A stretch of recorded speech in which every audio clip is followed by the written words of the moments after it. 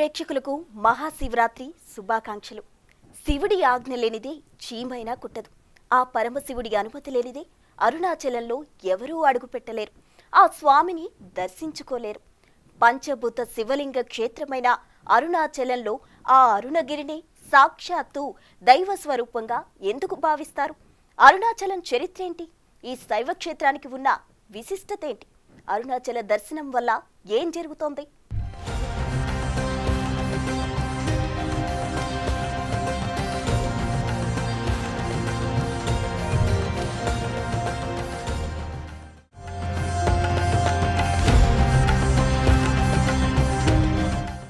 స్మరణ మాత్రేన పరమ ముక్తి ఫలద కరుణామృత జలది అరుణాచలమిది అంటూ భగవాన్ శ్రీ రమణ మహర్షి గారు అరుణాచల వైభవ ప్రాభవాన్ని ఎంతో అద్భుతంగా వివరించారు. దానికి తగ్గట్టుగానే ఈ అరుణగిరి అనేది కైలాస పర్వతం కంటే కూడా పూర్వం నుంచి ఉందని మనకు పురాణాల ద్వారా అవగతమవుతుంది. ఇక్కడ అరుణగిరి అంటే సాక్షాత్తు శివస్వరూపమే. నిరాకార నిరామయ నిరంజర పరమేశ్వర పరమ జ్యోతి స్వరూపం ఈ అరుణాచలం.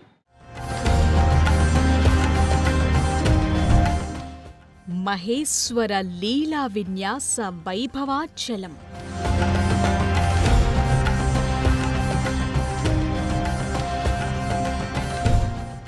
పార్వతీ తపో పునీత పావనాచలం.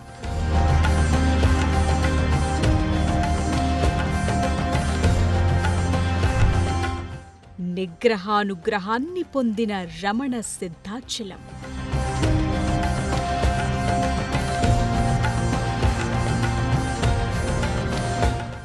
సిద్ధులు, సాధువులు, ఋషులు, మునులు, దేవతలు, సకల గణాలు నిత్యం ఆ ఆది దంపతుల్ని పూజించే పుణ్యాచలం అరుణాచలం.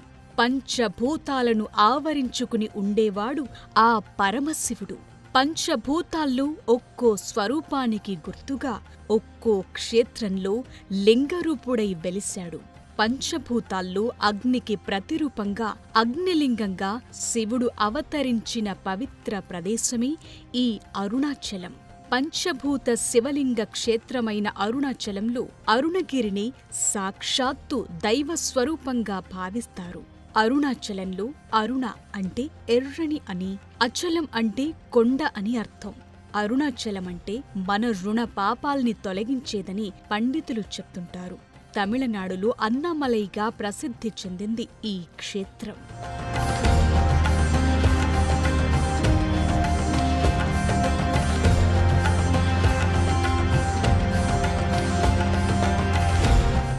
తమిళంలో తిరువన్నామలై అంటే శివభక్తులు కైలాస పర్వతంగా భావిస్తారు. తిరు అంటే శ్రీ అని, అన్నామలై అంటే పెద్ద కొండ అని అర్థం. మన దేశంలోని గొప్ప పుణ్యక్షేత్రాల్లో అరుణాచలం కూడా ఒకటి.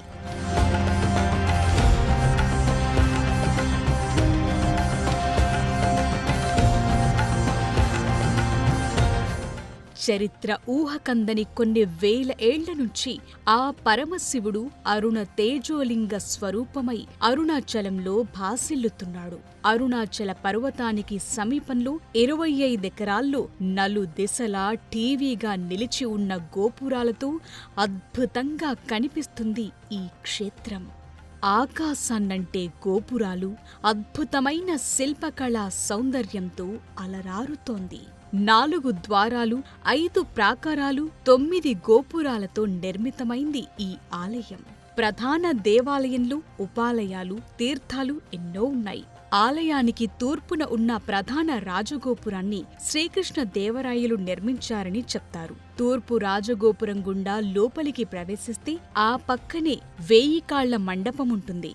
అలా ఒక్కో గోపురానికి ఒక్కో ఘనమైన చరిత్ర ఉంది.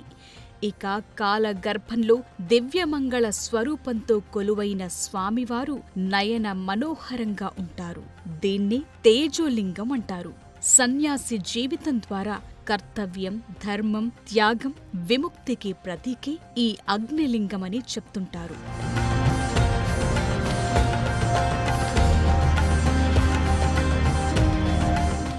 పరమ పవిత్రమైన అరుణాచలేశ్వర స్వయంభులింగం సుందరమై సురచిరమై సర్వసిద్ధిపదమై ఉంటుంది. లింగం పానమట్టం కలిసే చోట బంగారు రేకు చుట్టబడి ఉంటుంది. శతాబ్దాల తరబడి పూజలు, చందనం పూతలు, అభిషేకాలందుకున్న అరుణాచలేశ్వర లింగం పరమ విశిష్టంగా భక్తిని, ముక్తిని ప్రసాదిస్తుంది.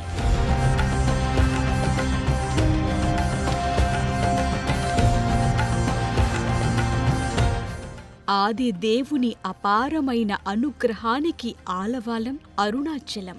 సంప్రదాయ ద్రావిడ శైలిలో ఉన్న ఈ ఆలయాన్ని పల్లవులు, చోళులు, విజయనగర చక్రవర్తులు, తంజావూరు నాయకులు ఇలా ఎందరో రాజులు 1000 ఏళ్లపాటు ఎన్నో మార్పులు, చేర్పులతో నిర్మించారు.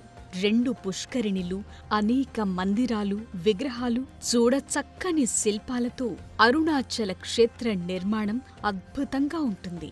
217 అడుగుల ఎత్తులో ఉన్న ప్రధాన రాజగోపురం దేశంలోనే 2వ అతిపెద్ద గోపురంగా ఖ్యాతి చెందింది. సింహం శరీరం, ఏనుగు తలతో ఉన్న యాళి రూపంలో చెక్కిన స్తంభ శిల్పకళ ఎంతో సుందరంగా కనిపిస్తుంది. 5 ప్రాంగణంలోని 1000 స్తంభాల మండపాన్ని శ్రీకృష్ణదేవరాయలు నిర్మించారు. 3 ఆవరణలు, 16 స్తంభాల దీపదర్శన మండపముంటుంది. ఇక్కడున్న వృక్షాన్ని ఎంతో పవిత్రమైందిగా భావిస్తారు. ఇక ఆలయం లోపలున్న నేలమాళిగలో పాతాళ లింగముంటుంది. అక్కడే రమణ మహర్షి ధ్యానముద్రలో ఉండగా శరీరాన్ని చీమలు ఛిద్రం చేస్తున్న దశలో ఆయనకు ఆత్మ సాక్షాత్కారమైందనే నమ్మకంతో ఈ ప్రదేశాన్ని ముక్తిస్థలం అని పిలుస్తారు.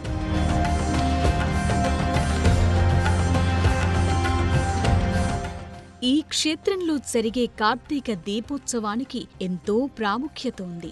ఈ ఉత్సవాల్లో పాల్గొనేందుకు వివిధ రాష్ట్రాల నుంచి శివభక్తులు లక్షలాదిగా తరలివస్తారు. ఈ క్షేత్రంలో జరిగే మరో ప్రసిద్ధమైన ఉత్సవం తిరువుడల్ ఉత్సవం.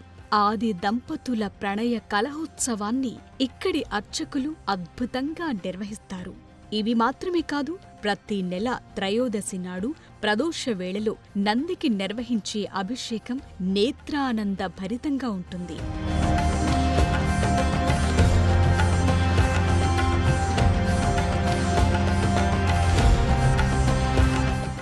ఈ భూమండలం మీద ఉన్న అన్ని ప్రదేశాల కంటే అతి పురాతనమైంది, ప్రాచీనమైంది అరుణాచలమని చెప్తారు. హిమాలయాల ఆవిర్భావం కంటే పూర్వం నుంచే అరుణాచలం ఉందని పురాణాలు చెప్తున్నాయి.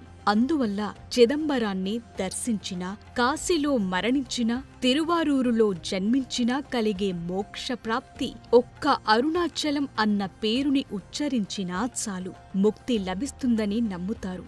జీవిత పరమార్థాన్ని తెలుసుకోవాలనుకునే వాళ్ళు ఈ క్షేత్రాన్ని తప్పక దర్శిస్తుంటారు.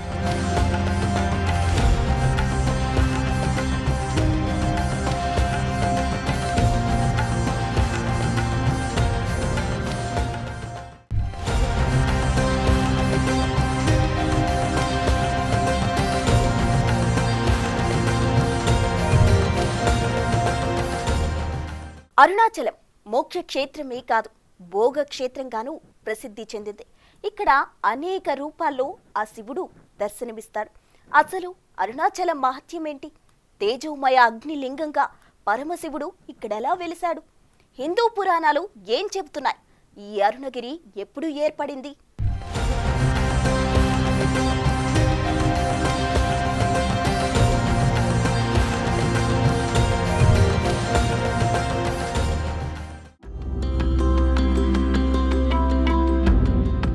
అరుణాచల క్షేత్ర మహత్యం గురించి స్కంద పురాణం, బ్రహ్మాండ పురాణం, బ్రహ్మవైవర్త పురాణం, శివపురాణం, అరుణాచల పురాణంలో అద్భుతంగా వర్ణించారు. అరుణగిరి సృష్టి ఆది కాలంలో ఏర్పడిందంటారు.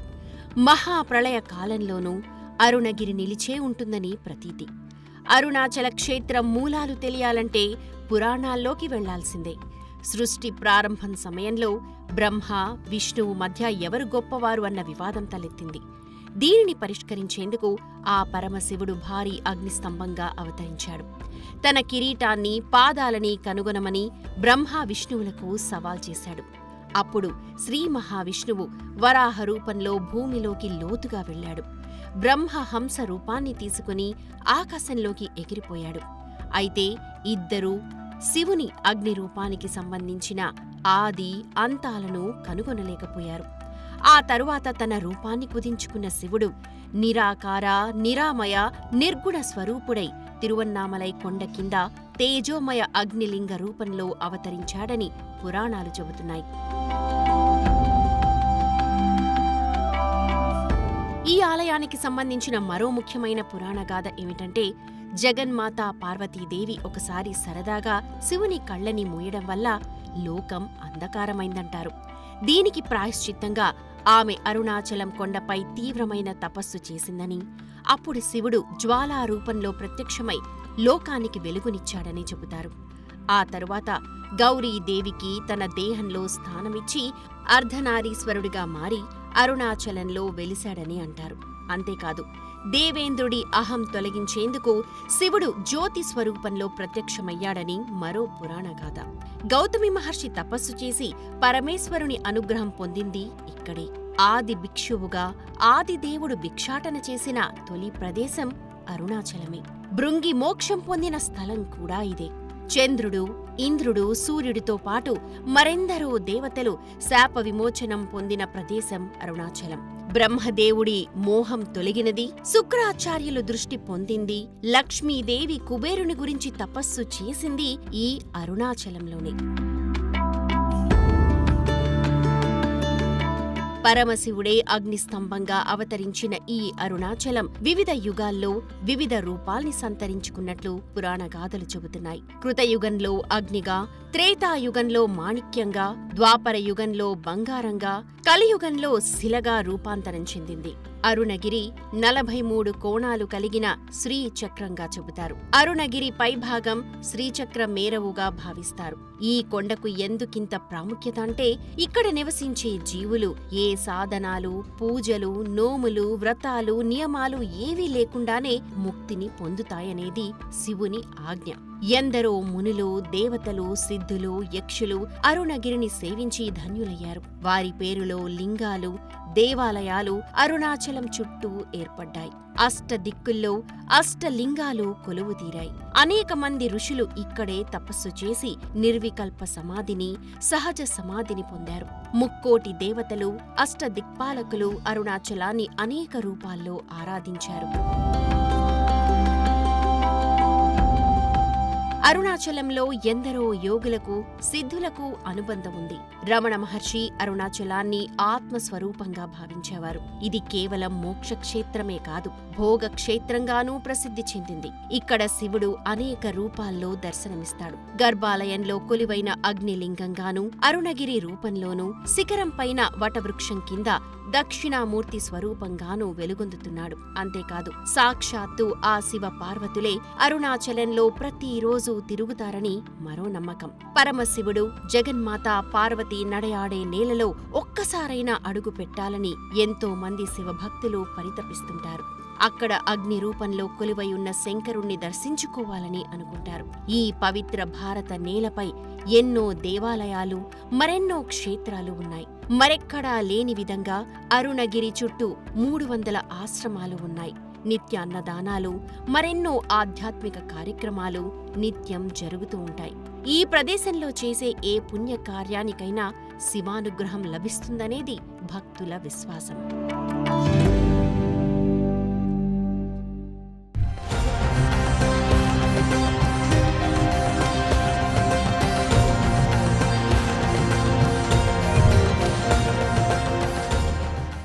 సాక్షాత్తు ఆ పరమేశ్వరుడు జ్యోతి స్వరూపంగా కొండ రూపంలో అరుణాచలంలో వెలిశాడు.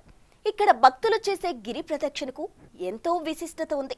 అరుణగిరి సాక్షాత్తు శివస్వరూపం. అరుణాచలంలో కొండే శివుడు, శివుడే ఆ కొండ. అందుకోసమే గిరి ప్రదక్షిణ చేస్తే సాక్షాత్తు పరమశివుడికి ప్రదక్షిణ చేసినట్లే అని భావిస్తారు. ఇలా చేయడం వల్ల కోరిన కోరికలు నెరవేరుతాయని పురాణాలు చెబుతున్నాయి.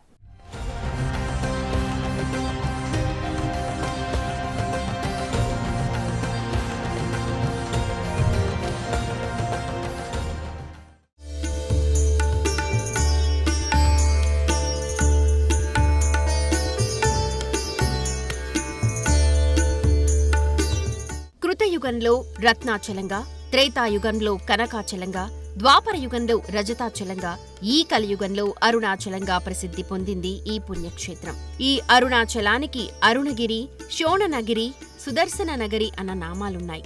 ఈ భూమి మీద ఎన్నో క్షేత్రాల్లో శివుడు కొలివై ఉన్నాడు. కానీ శివరూపమే అరుణాచలం. పంచభూత శివలింగ క్షేత్రమైన అరుణాచలంలో అరుణగిరినే సాక్షాత్తు దైవ స్వరూపంగా భావిస్తారు. అందువల్లే ఇక్కడ గిరి ప్రదక్షిణకు ఇంతటి ప్రాముఖ్యత. ఇక్కడ గిరి ప్రదక్షిణ చేస్తే ఆ పరమేశ్వరుడి చుట్టూ ప్రదక్షిణం చేసినట్లుగా చెబుతారు. ఈ ప్రదక్షిణలో వేసే ప్రతి అడుగు జన్మ జన్మల పాపాల్ని కడిగేస్తుందని నమ్ముతారు.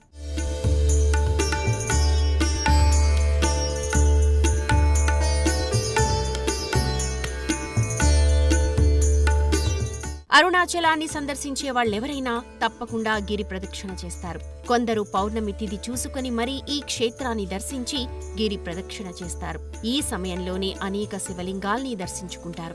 వాటిలో ఇంద్రలింగం, అగ్నిలింగం, యమలింగం, నైరుతిలింగం, వరుణలింగం, వాయులింగం, కుబేరలింగం, ఈశాన్యలింగం అనే 8 లింగాలతో పాటు రాజరాజేశ్వరి, దక్షిణామూర్తి ఆలయాలు, తీర్థాలను దర్శించి గిరి ప్రదక్షిణ పూర్తి చేస్తారు. అరుణాచలం గిరి ప్రదక్షిణం వెళ్లే మార్గంలో అష్టదిక్కుల్లో అష్టలింగాలున్నాయి. వీటితో పాటు అష్ట నందులు కూడా ఉన్నాయి.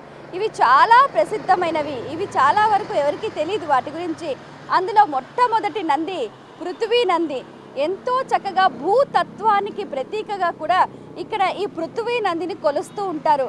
గమనిస్తే కూడా మెడలో గంట, రుద్రాక్ష మాలలతోటి చాలా శుద్ధ సాత్వికంగా కూడా శివుణ్ణి నిరంతరం ధ్యానిస్తున్న యోగముద్రలో ఇక్కడ ఈ పృథ్వీ నంది మనకు దర్శనమిస్తోంది.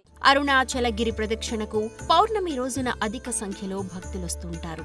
అరుణాచల క్షేత్రంలో పగలు రాత్రి అనే తేడా లేకుండా ఎలాంటి వాతావరణ పరిస్థితులు నెలకొన్నా నిత్యం ఎవరో ఒకరు గిరి ప్రదక్షిణ చేస్తూనే ఉంటారు. పురాణాల ప్రకారం గంధర్వులు, దేవతలు, మహర్షులు, శివలోకం, విష్ణులోకం లాంటి అన్యలోక వాసులు కూడా అరుణాచలానికి వచ్చి భూలోకంలో ఉండే వివిధ జీవరాశుల రూపంలో అరుణాచలేశ్వరుడి గిరి చుట్టూ ప్రదక్షిణలు చేస్తారని నమ్ముతారు. శివపార్వతులు సైతం ప్రతిరోజు ఉభయ సంధ్య వేళల్లో గిరి ప్రదక్షిణ చేస్తారని పురాణాలు చెబుతున్నాయి.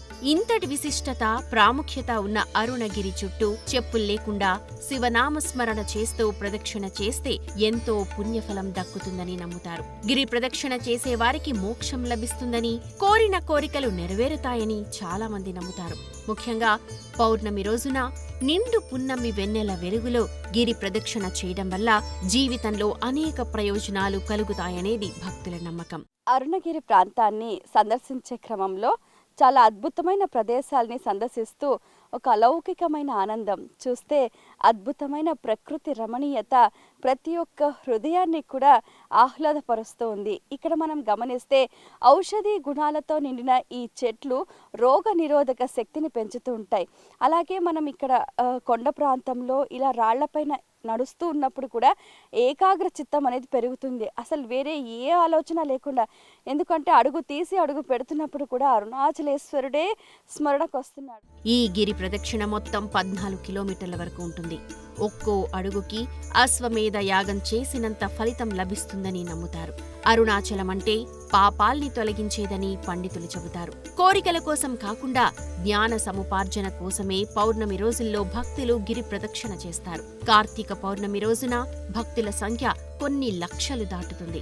పౌర్ణమి నాటి చంద్రకాంతి సమక్షంలో కొండ మీద ఉన్న ఔషధ మొక్కల చల్లని గాలుల్ని ఆస్వాదిస్తూ శివనామస్మరణ చేయడం వల్ల మానసిక, శారీరక ఆరోగ్యం ప్రాప్తిస్తుందని యోగులు, సిద్ధులు చెబుతుంటారు. ప్రదక్షిణ అనే పదంలోనే చాలా అర్థముంది. ప్ర అంటే పాపాలను శక్తివంతంగా పోగొట్టేది, దా అంటే కోరిన కోరికలు నెరవేర్చేది, క్షి అంటే కర్మలను నశింపచేసేది, నా అంటే ముక్తిని ప్రసాదించేది అని అర్థం. అందుకోసమే అరుణగిరి ప్రదక్షిణం సమస్త పుణ్య ఫలప్రదం అంటారు.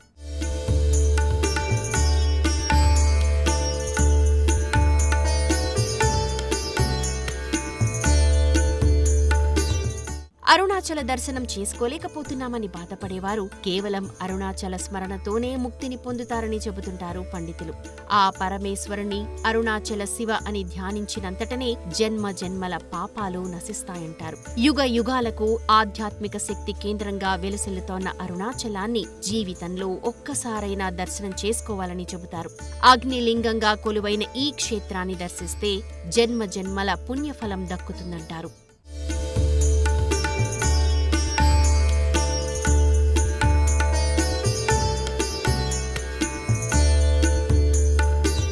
తమిళనాడులో కొలువైన అరుణాచలాన్ని అక్కడ తిరువన్నామలైగా పిలుస్తారు. ఇక్కడికి చేరుకునేందుకు అనేక మార్గాలున్నాయి. ఈ ఆలయానికి సమీపంలో చెన్నై ఇంటర్నేషనల్ ఎయిర్పోర్ట్ ఉంది. అక్కడి నుంచి 200 కిలోమీటర్ల దూరంలో ఆలయం ఉంటుంది. అక్కడికి టాక్సీలు, బస్సులు, రైలు మార్గం ద్వారా తిరువన్నామలై చేరుకోవచ్చు.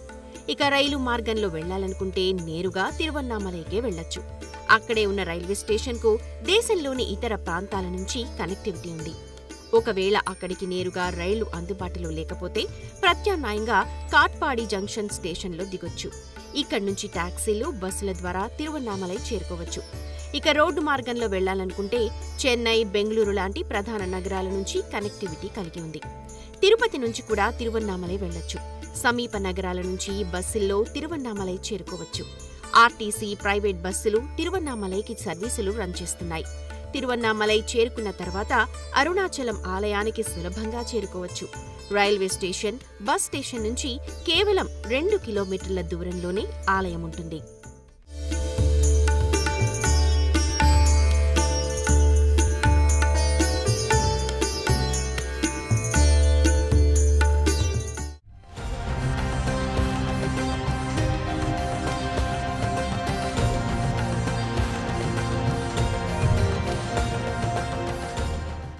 ఇది ఇవాల్టి అద్వితీయం అరుణాచలం స్పెషల్ ప్రోగ్రాం. మరోసారి బిగ్ టీవీ ప్రేక్షకులందరికీ మహాశివరాత్రి శుభాకాంక్షలు.